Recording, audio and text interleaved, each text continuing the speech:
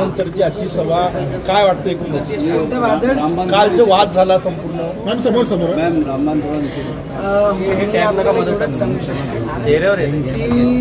देशाचे गृहमंत्री आणि अंबानगरीमध्ये जेव्हा येत आहे आणि अंबानगरीमध्ये जेव्हा ते लोकांना संबोधन करण्यासाठी येणार आहे भविष्यामध्ये देशाकरिता आपण काय करणार आहे, कशा पद्धतीने युवकांना आपण येणाऱ्या पिढीला कसे पुढे आणणार आहे, शेतकरी शेतमजदूरांना आपण काय करणार आहे त्यांच्याकरिता ते संबोधित करण्यासाठी येत आहे. मला वाटते सगळ्यांनी मॅच्युरिटीने ती लेवल घेतली पाहिजे. एखादा दुसरा कोणता नेता आला तर आपण एवढा मान सन्मान करतो, तर देशाचे गृहमंत्री आहे तर त्यांच्या कशा पद्धतीने आपण स्वागत केलं पाहिजे हा सगळी गोष्टी सगळ्यांना कळलं पाहिजे. कोणाला सांगण्यासारखं काहीच नाही त्याच्यात.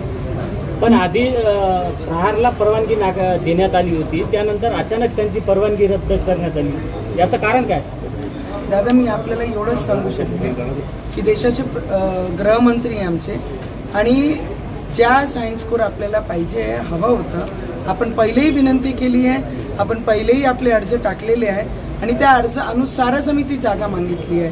तर मला वाटते पॉलिटिकल मतदान होईपर्यंत वाद असतात आणि कोणी जर आपले क्षेत्रात येत आहे मोठा नेता जर त्यांच्याकडनं कोणी आला असता आणि आम्ही जर डिमांड केली असती तर आम्ही नक्की ती जागा त्यांना दिली असती. तेवढी मॅच्युरिटी तर आपण सगळ्यांनी ठेवली पाहिजे. राहुल गांधीची पण सभा आहे आज तुमच्या मतदारसंघात परतवाड्याला.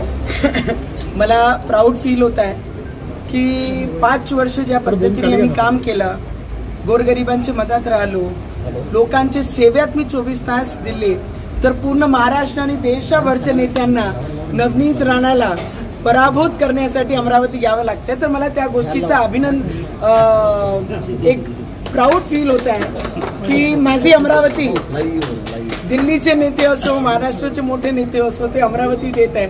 एटलीस्ट माझी अमरावती कशी आहे त्यांनी सगळ्यांनी पाहिली पाहिजे. पेपरमध्ये जाहिरात देऊन पैशाचं आमिष दिलं हा गंभीर आरोप केलेला आहे. हनुमान जयंतीच्या दिवशी 1,000 रुपये बच्चू कडू निकालच्या वादानंतर हा आरोप केलेला आहे. दादा आमचे बच्चू भाऊ माझ्यापेक्षा खूप मोठे आहे, खूप सिनियर आहे.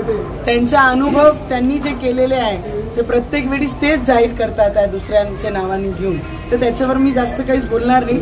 माझं लक्ष माझा मतदारसंघ माझे मतदार आहे, माझा दुसरा कोणताही लक्ष नाही. आज प्रचाराचा शेवटचा दिवस, एकूण रिस्पॉन्स कसा मिळतोय मतदारसंघात? मोठं चॅलेंज आहे, तुम्ही भाजपात पहिल्यांदा लढताय. चॅलेंज म्हणजे देशामध्ये मोदीजींची हवा आहे.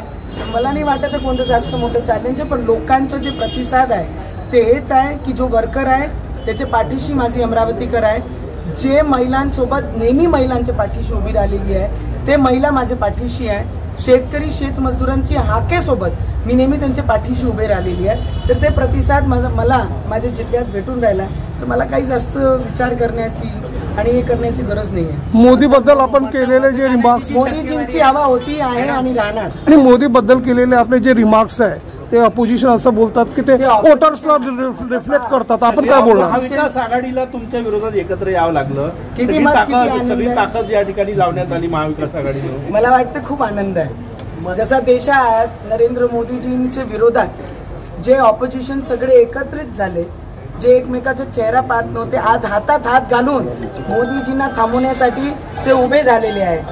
तर मला असं वाटते तीच पद्धती अमरावतीमध्ये, जो ईमानदार रहेगा चोर विरोध करेंगे. काय वाटतं?